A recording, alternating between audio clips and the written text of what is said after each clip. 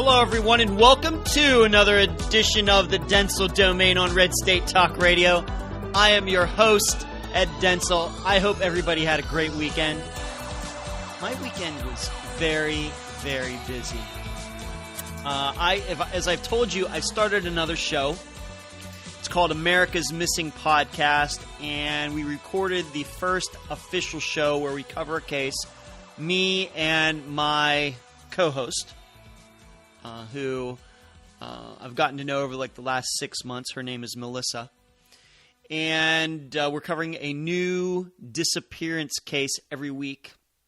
And our first show concerned the disappearance of Amy Lynn Bradley, who disappeared off a cruise ship in 1998. You'll be able to find that show in all the same places that you find this show, except for my website. It won't be on the edwarddentzel.com, but it will be at YouTube and Podomatic and iTunes, places like that. You'll be able to find that. So you'll be able to hear me in a totally different environment, not doing any politics, but talking about one of my hobbies, one of my passions, real-life mysteries. And Melissa, she's not used to talking in public, speaking in public, or she doesn't have another show like I do, this one. But I thought she did a great job for essentially her first time doing a show like that and speaking in public. And I thought she did a great job. She was a little nervous going into it, but in the end, I think she did a great job. And she's very hard on herself, as I am on myself. And I think that it's going to be real fun for both of us. But at the same time, I think we're providing a service to people who take an interest in that. Who knows? One of these cases, maybe it'll spark somebody's memory of something that happened in one of these disappearances. And I'm not going to give away what we thought happened to Amy Lynn Bradley, exactly our theory. But you can listen to the show to find out. It ended up being about an hour long. Was really, really good. So I urge you to look for that. We've already even picked out our show for next weekend, and it's an interesting one. Not probably as well known as Amy Lynn Bradley's case, but it's a fascinating one to me and Melissa, and so we'll be talking about that one next week. And the new shows, by the way, will be coming out every Monday. Once we get some of the technological aspects out of the way, for sure, every Monday.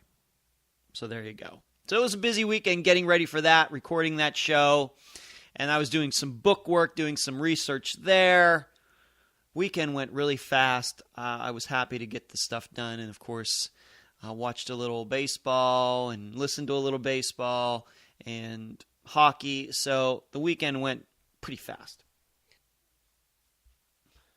Something else that, to getting right into the show, something else that took up a little bit of time this weekend is I had quite a few back and forths with my good political buddy.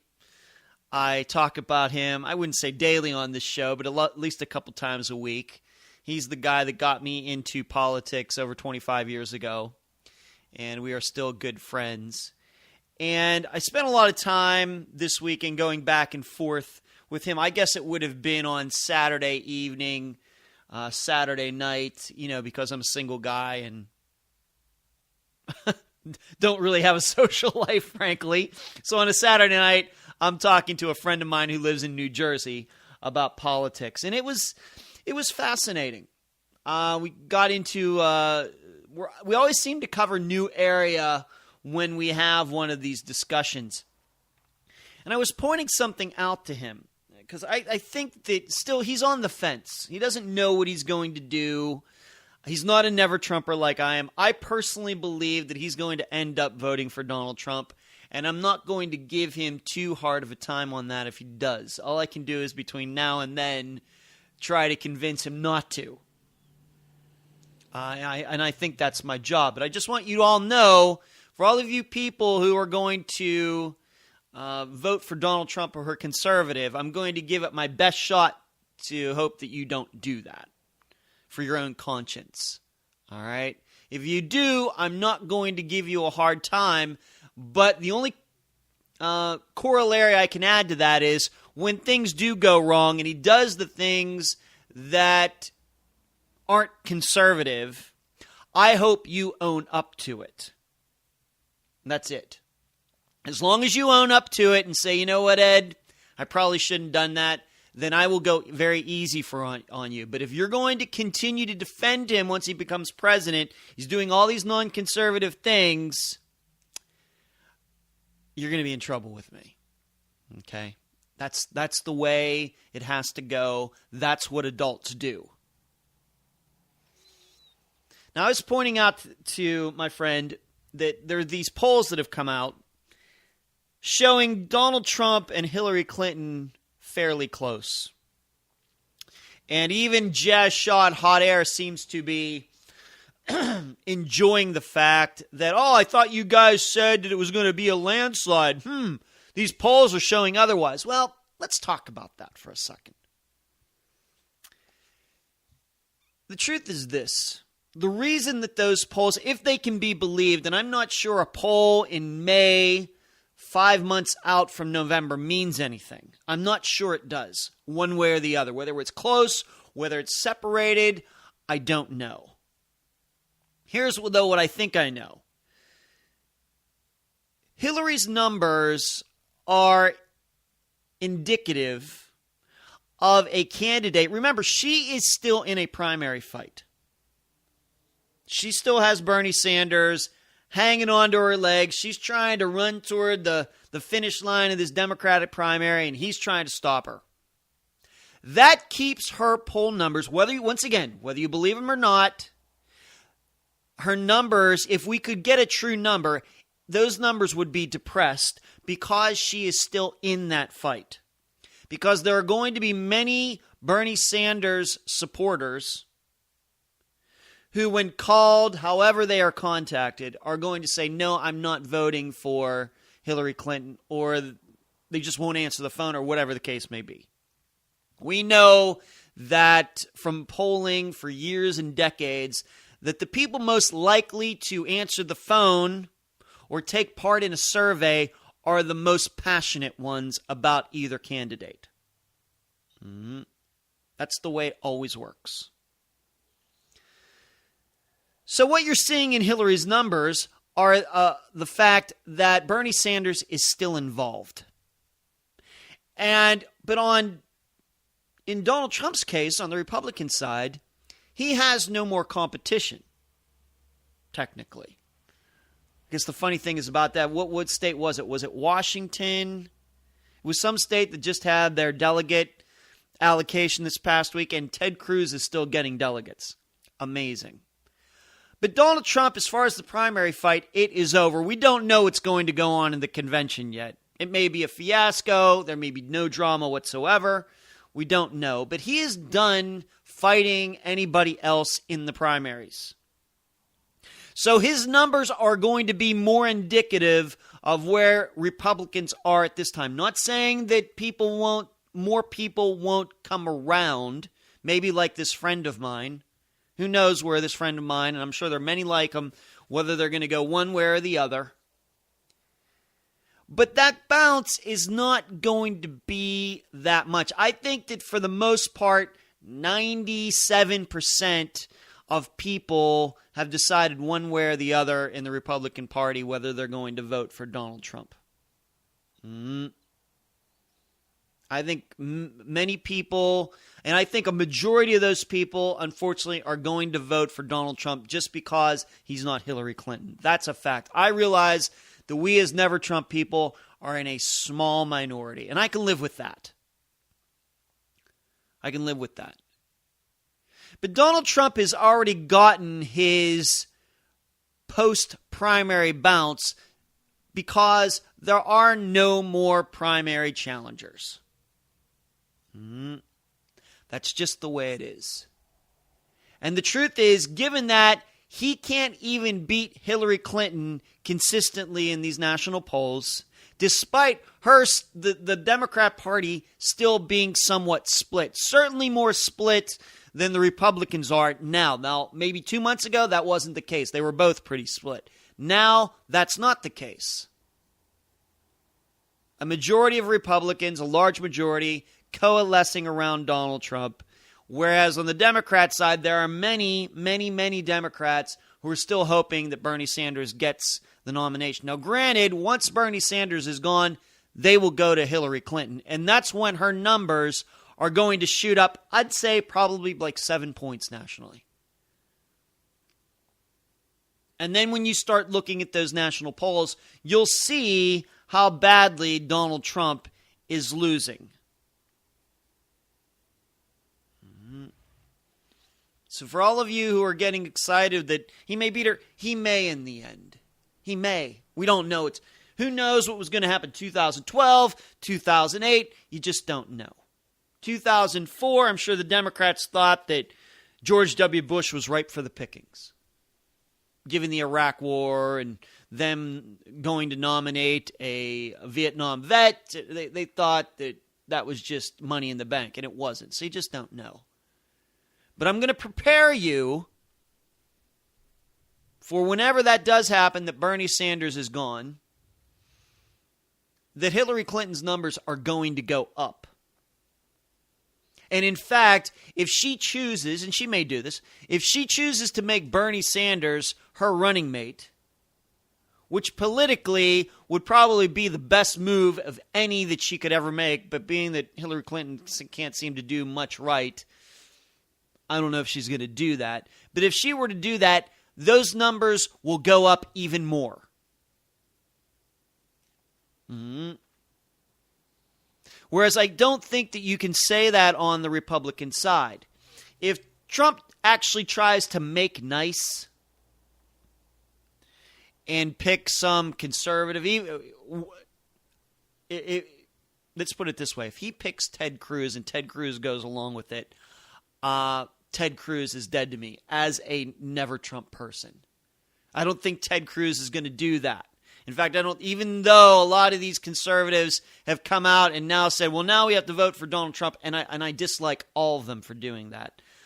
I don't specifically think any of them would take the vice presidential spot. It's going to take a unique person to take that spot. And I think that in the end, Donald Trump is going to find out that his choices for vice president are a lot less than he thinks. I think a lot of people are giving him lip service, supporting him. I think, though, those people will go vote for him.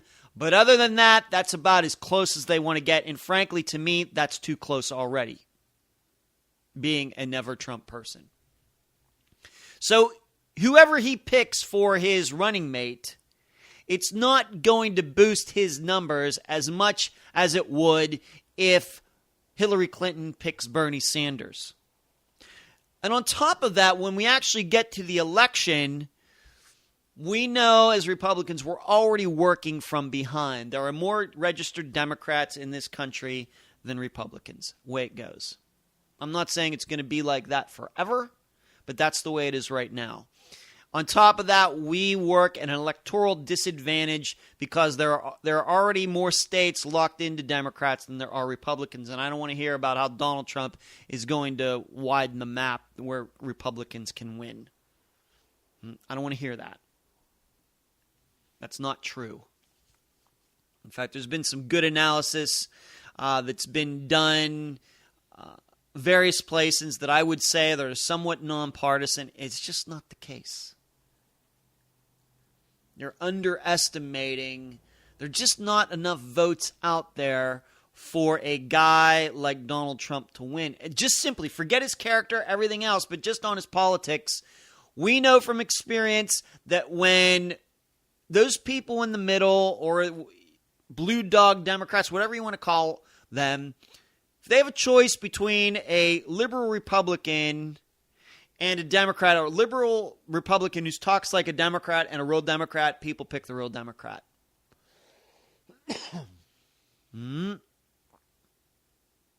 That is a proven phenomenon.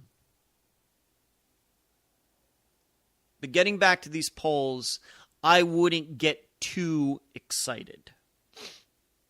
You have to take a look at what is going on the other side now. Unless what do you believe? That as soon as Hillary Clinton wins her primary, that her numbers are going to go down? That's surely not going to happen. That would be the first time in recorded history, I believe, that a person wins their party's nomination and their numbers go down. They're going to go up. And probably not just a little bit. And then you'll start seeing polls, once again, if you want to believe them, where she's going to be polling at probably 48%, and Donald Trump's going to be like at 42, 41%. And there's going to be 10%, 12% people who are undecided. And then you can start seeing how difficult it's going to be for Donald Trump to win. So you have to keep that in mind. The only reason these polls are close is because Hillary is still in a struggle. And Trump in these polls, some of these polls, can still barely beat her, point or two. That's it. And I remind you that months ago, when those polls were done, Rubio versus Hillary Clinton, Rubio won. Cruz versus Hillary Clinton, Cruz won. I forget what Kasich was doing, but when some of these other men and women were still involved in the primary process, they'd be polled against Hillary Clinton, and most of them would win. Who wouldn't? Donald Trump.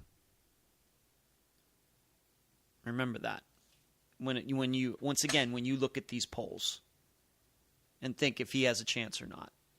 Let's move on to something else. So that was an interesting conversation the point I made to this friend of mine, because he had sent me something or had made the point that look at these polls, they're a lot closer, and I thought he said something like that, and I thought that I needed to respond that way because I believe that's the truth. Let's move on to something else. You know how I like to combine real-life, non-political situations with political intrigue, suspense, political issues. I think that's a good way for people to learn about politics, by taking a look at how people act and the choices that they make outside of politics. If you don't know, the Pittsburgh Penguins, and I'm not the biggest hockey fan, I'll be honest with you, I really don't give a dang if the Penguins beat the Tampa Bay Lightning and go to the Stanley Cup Finals or not. I really don't care. I'm not a huge hockey fan. I'll watch it. A lot of my friends are into it, so I know what they're talking about, take an interest in one of their interests. I can do that. Really don't care. I'm not as connected to them as I am to the Pittsburgh Pirates and the Pittsburgh Steelers, or even, for example, my favorite golfer, Phil Mickelson, for example. Penguins are very low down the list. But they have a goalie controversy going on. They had this young guy, 21-year-old, who was their goalie for the last part of the season into the playoffs because their main goalie, and his name is Matt Murray, and their main guy, Marc-Andre Fleury, had gotten hurt in a regular season game, had a concussion, was out, and that's how Matt Murray got to play, and he's been playing well. However, because the Pens against the Tampa Bay Lightning, well, there's been a couple sports writers in Pittsburgh who, for maybe a couple weeks now, thought that Fleury should be given his job back. So there was that. And now the Penguins have not played that well the last two games. In fact, they've lost them, and now they're on the verge of elimination. They just lost at home yesterday, Sunday. Well, after that fourth game, this is what cracks me up, and this is why I told you last week, you could never allow sports fans to run sports teams because they cannot make objective decisions. So you had all these fans calling in saying Fleury needs to be given a chance for Game 5, being that Matt Murray lost in Game 4, as if the goalie is the reason that the Penguins lose any of these games. He's just one guy. So you heard all these people calling in, and because I listen to Pittsburgh sports radio, and 93.7 The Fan specifically, and saying that Fleury should start Game 5. Well, Fleury did start Game 5. In fact, he played the entire game. The Penguins lost 4-3 in overtime. Not saying it was Marc-Andre Fleury's fault. I'm not saying it was. It takes all those guys on the ice to lose.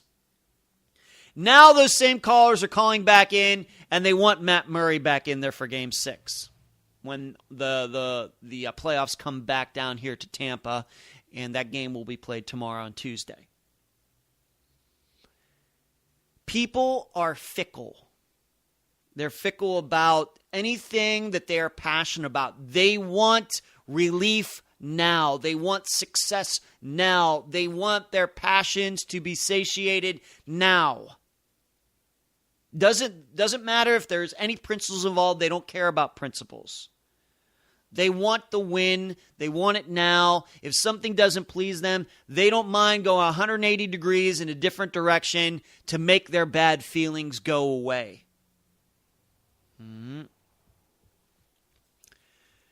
And Pittsburgh hockey fans are not like that. In fact, every passionate fan in any sport out there is exactly like this.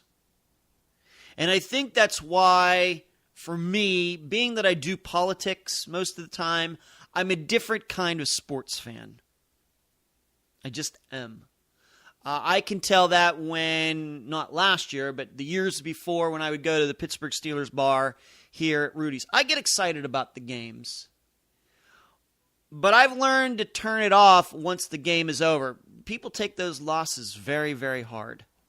Same way with the Pittsburgh Pirates. People taking losses very, very hard. My mother takes Pittsburgh Pirate losses much more hard than I do. And you try not to get caught up in the emotions, the roller coaster, the highs and the lows. Can't do that. But people do that, and they do it, granted, in sports don't mean anything, so I guess you can do that. Unfortunately, when you take it over into the realm where things do mean things, where issues, political issues, for example, taxes, regulations, the size of government, this is the exact reason that populism doesn't work. It seems like the smartest, most logical ideology in the world. Well, all we have to do is what the people want. The people, the will of the people is this. And it may not even, and I'm not even talking in some nefarious way. I'm not talking about how the Germans wanted all the Jews dead. I don't even mean anything like that. Not that anything that severe. Nothing, where people are taken to the gas chambers. Not even anything like that. But less extreme topics can be just as lethal and can be just as damaging to a country.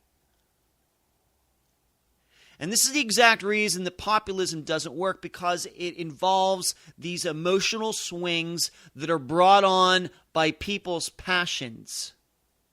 Nothing that makes sense. This is why when you take a look at a person who would call himself or herself a populist, you really start getting down to what they think, and they have all of these contradictory ideas. They want prices to be low in the United States, but they want tariffs through the roof, so all of these products have to be made in the United States. Like it or not, that is contradictory. Just as an example. Populism, a person wants us to stay out of the Middle East because we shouldn't get involved in their affairs. But on the other hand, ISIS needs to be taken care of. They're dangerous. Why? Passions. From day to day, people's ideas about the world change. Try using that as a leader and trying to put together some sort of government policy, overall, overarching, logical policy. It cannot be done. To the point where you could have your army attacking and retreating at the same time. Once again, depending on the will of the people. And it's the exact reason, although I haven't brought it up, it's the exact reason that populism tends to be an ideology of brats. It's an ideology that doesn't work in practice. And it is an ideology that we as conservatives should stay away from. Really what populism is just make my bad feelings go away. I don't care what it takes, just so I can feel better about myself. I don't want to feel bad anymore, whatever that takes. And the problem is, from day to day, what makes us feel bad about ourselves, about the world, varies. It varies. But some people would try to convince you that you can run a country that way. You can't.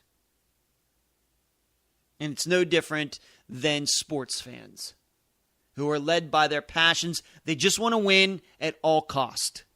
They feel bad that the Penguins lost. Make my bad feeling go away. But the dangerous part about populism is once in a while, the people's will is correct. And unfortunately, that's taken to mean that populism works, that it's a great idea. It's not. It's no different than a broken clock being right twice a day. Populism isn't correct because there's any principles and logic and facts and statistics behind it. It only gets it right because once in a while, our passions are correct. Unfortunately, our passions are usually not based on any sort of reality.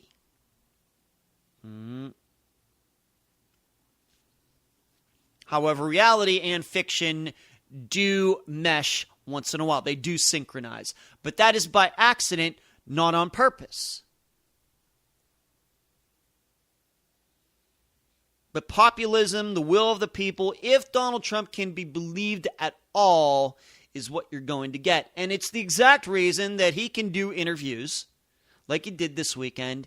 And in one sentence, he says he wants guns in classrooms. And in the next sentence, he says, well, he doesn't necessarily want guns in classrooms. He wants to raise the minimum wage. Well, maybe not. I want to have that wall down at the border. What we're going to do is we're going to kick those people out and then let them back in. That is populism. It's going along, because what is going on is this. Some people want the wall, so that's what he comes out and says. And as soon as he says that, suddenly the other side gets real vocal, and Donald Trump hears that, and then suddenly changes his mind. And then the other people who want the wall, they get louder, and then he changes his mind again.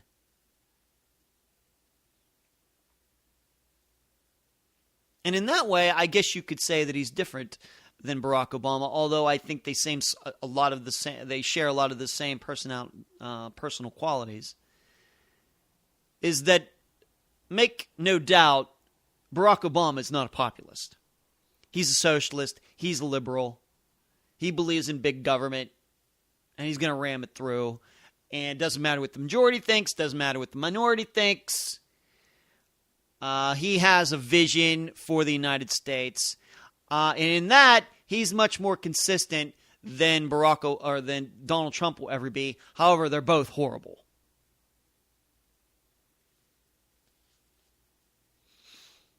And what people, unfortunately, they make this logical leap that I think doesn't make any sense. That because one politician gets things right a little bit more than another, that means the one is better than the other. And that's not the case. Because in Donald Trump's case, he's getting things right by accident, which means he could get things wrong by accident as well. It's the things that he's wrong about that are the true things that would bother me. And in fact, a populist is going to have a much more wild swing from side to side than a socialist. at least the socialist is predictable. And it's the exact reason I've tried to tell conservatives, given the fight between fighting Donald Trump and what he would do as president and Hillary Clinton, what she would do, it'd be easier to fight her. Not to say that she'd be any more right than him. Because they both end up being wrong. But populism, it just doesn't work because it's based on passions.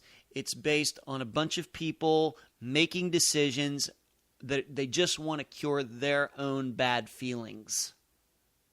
It's not based on anything realistic or on reality. But I got to go to the break. You've been listening to the Dentzel Domain on Red State Talk Radio. The voice of American conservatism. WRS Digital, Red State Talk Radio. And we're back at the Dentzel Domain on Red State Talk Radio. I should say one more thing about populism.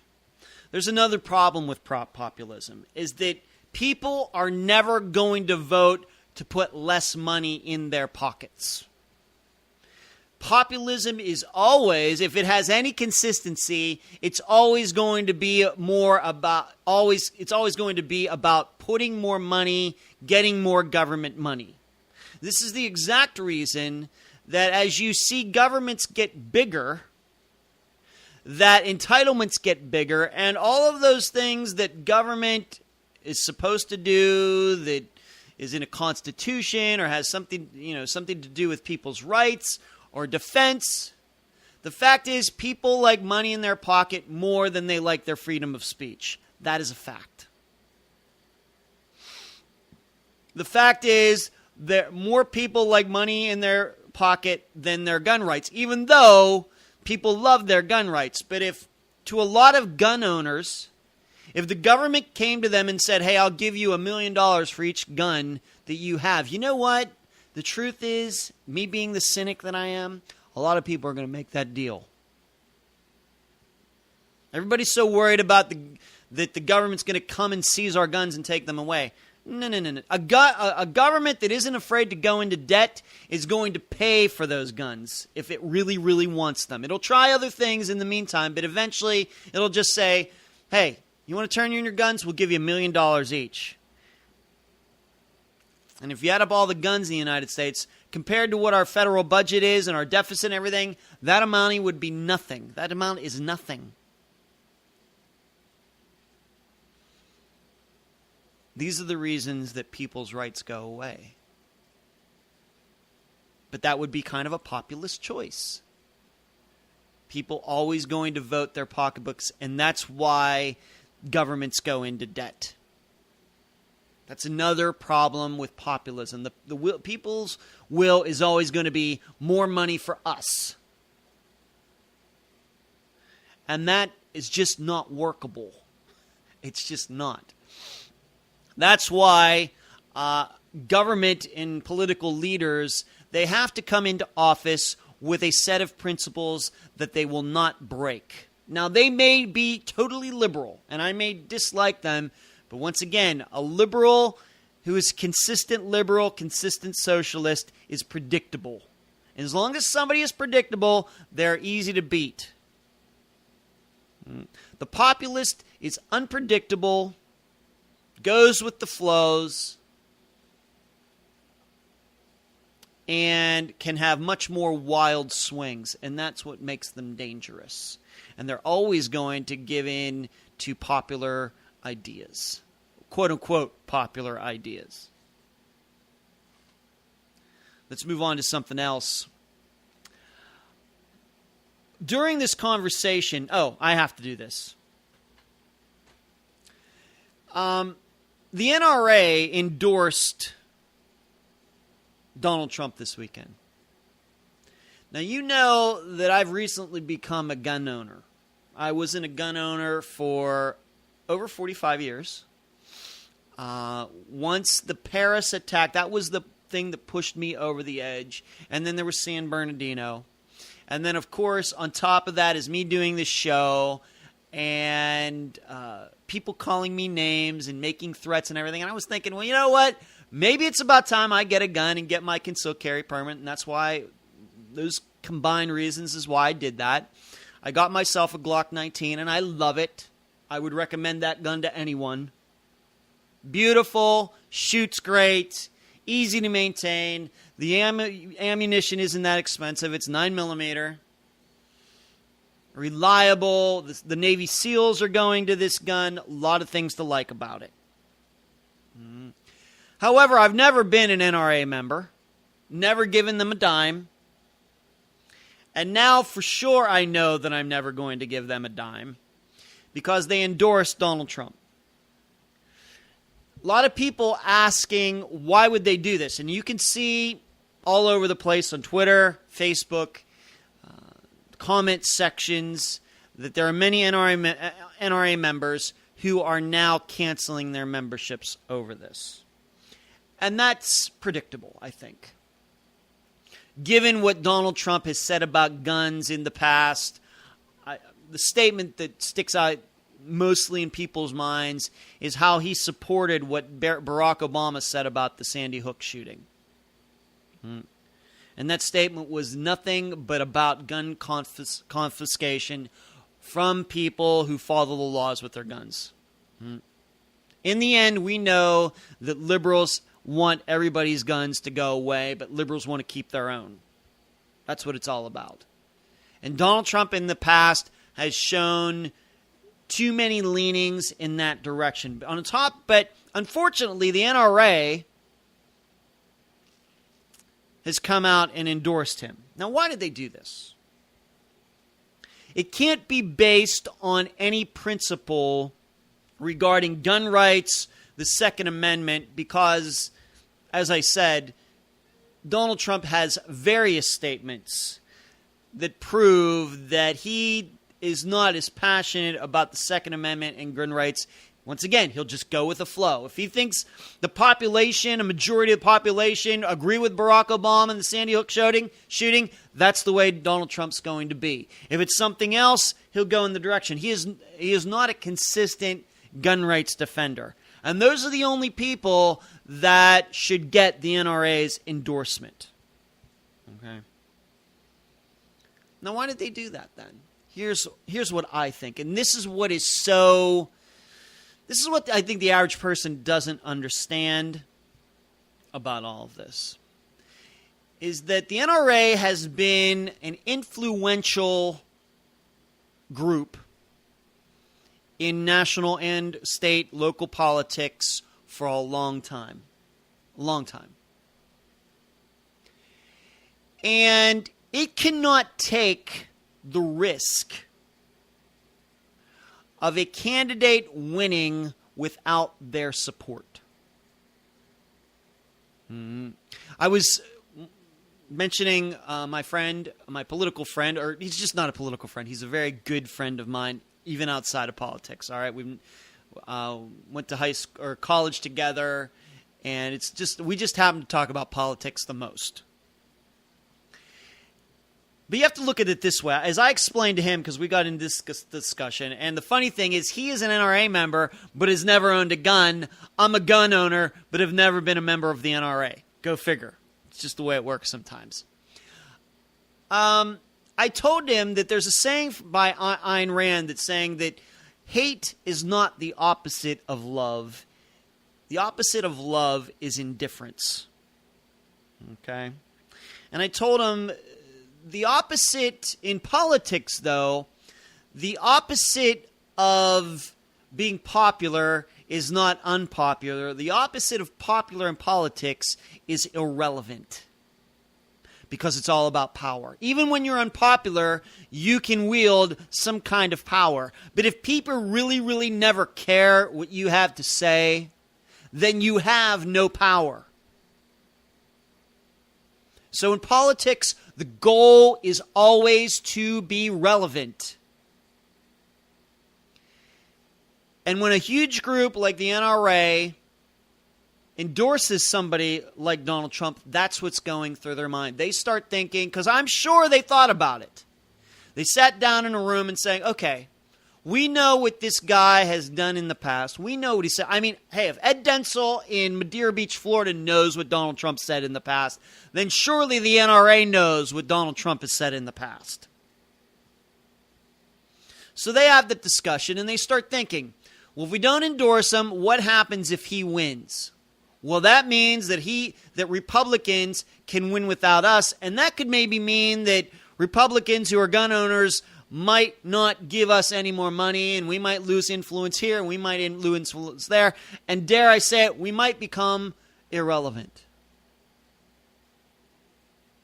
Because the only way the NRA can get money is not because they support gun rights, but because they can be relevant in supporting those gun rights. If they were just a gun rights group that nobody cared about and politicians didn't care about, they'd never get any money. Remember, the NRA does not exist because of gun rights. The NRA exists because people give them money. And the reason people give them money is because they think the NRA is relevant. But for the NRA to come out in May and say, we can't support Donald Trump because of what he said in the past. And of course, we can't support Hillary Clinton either because of what she said in the past. So we are going to sit this national election out. Well, one of those two is going to win. Like it or not, it's going to be horrible, but one of those two is going to win. Now, the NRA can surely doesn't mind not endorsing a Democrat, although it has at times. And in fact, my friend pointed out to me that the NRA endorsed Bernie Sanders in Vermont at one point. But that's just some senator from a state and Bernie Sanders, maybe they can get away with that, and I know my buddy got into the particulars of that. But in a national presidential election where gun rights are a topic and are going to be a topic, for the NRA to sit out of that because they don't like either candidate, well, once again, one of those candidates is going to win. It's not going to hurt them if Hillary Clinton wins. However, if Donald Trump wins, and the NRA is in the business usually of supporting Republicans, if a presidential candidate can show that you can win without NRA support, the NRA becomes much more irrelevant in the presidential election. And if that happens, they're done. This is the way these people think. It isn't necessarily about gun rights. It's about staying relevant in the business that they are in. And sometimes that means going against their principles. I hate it. It's wrong. But that's why they did it.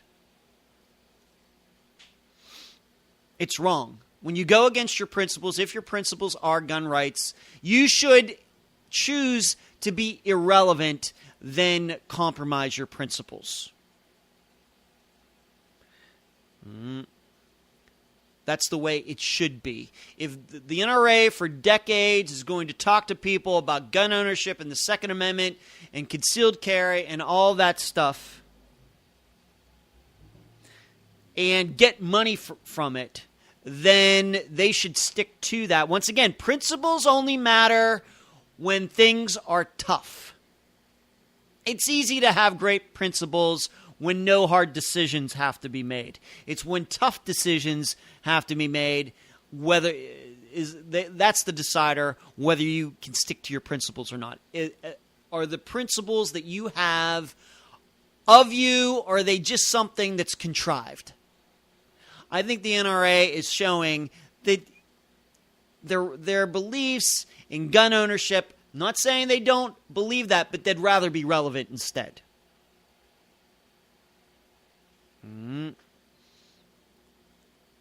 It's very, very disconcerting for them to say. And I know what the argument is. Well, we need them to be relevant because the Democrats are coming after our guns. I had this conversation with this buddy of mine because, frankly, I thought, he started talking about, well, if Hillary's elected and then she's going to seize all our guns. You see, he said something like that. Made some statement, the total Second Amendment will be gutted. I offer to all of you, and I said this to him, this argument in exactly the opposite direction. As has been stated, there have been more guns sold in the United States in the past, what would it be, 7.5 years under Barack Obama, than have been sold in any 7.5 period in any country in the history of the world. In the last 7.5 years in the United States. Every month we are breaking sales records as far as guns go.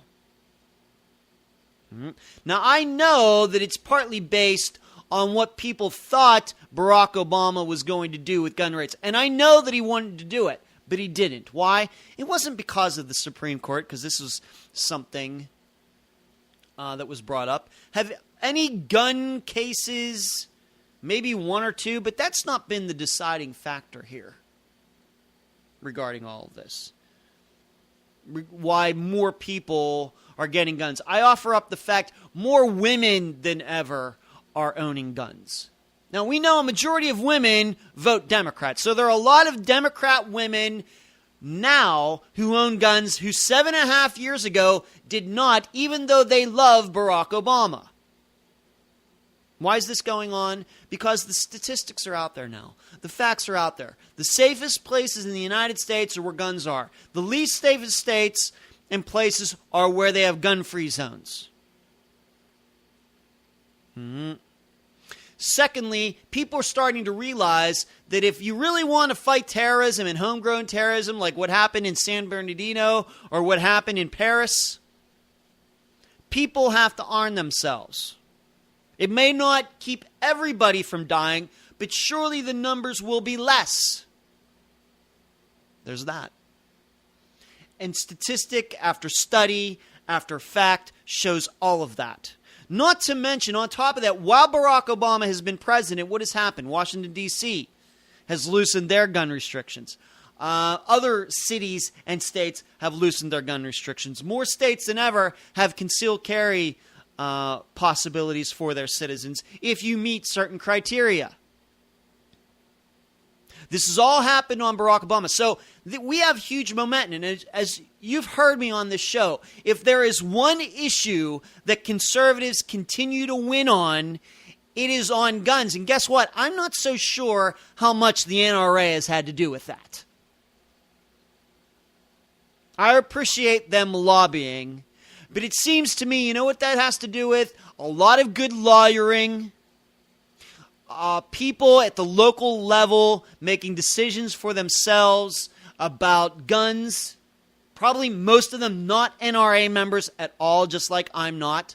I didn't need to be an NRA member to figure out, you know what, I got to get a gun and arm myself. I didn't need them to tell me that.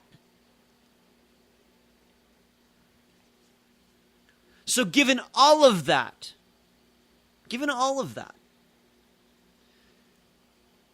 and the momentum that we have, do you really believe that if Hillary Clinton becomes president, that suddenly everything is just going to come to an abrupt halt? This is what some people would have you believe. And to me, it's all nothing but propaganda. I'm not saying that Hillary Clinton wouldn't want to do something. But you know what? What I hear coming out of Donald Trump's mouth, it may very well be that he'd want to do something too.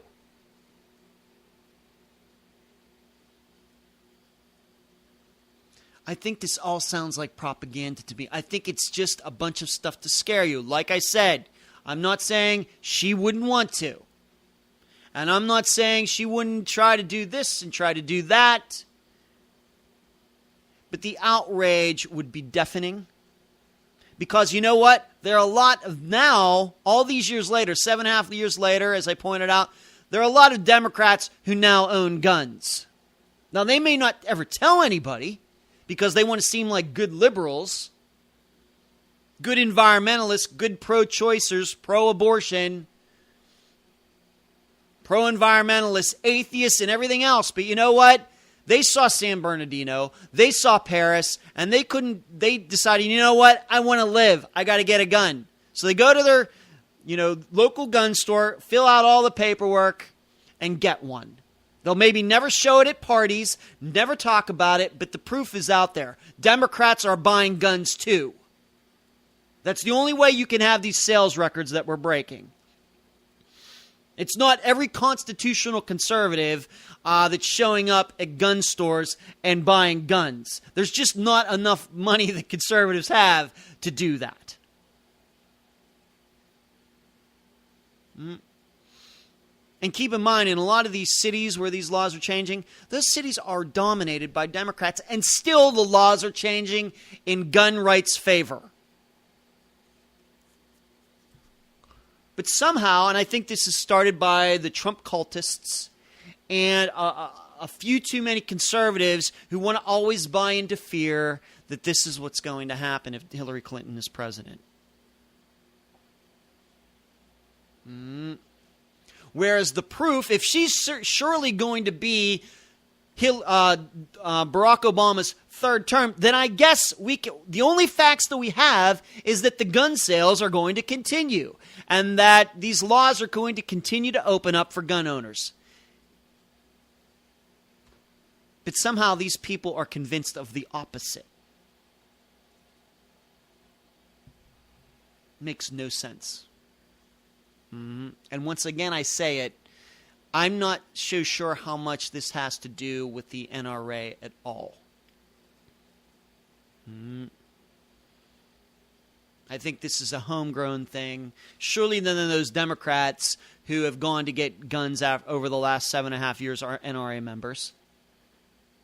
Now, publicly, once again, they may say they hate the NRA and may never give it a dime or anything else, but those people are still going and getting guns.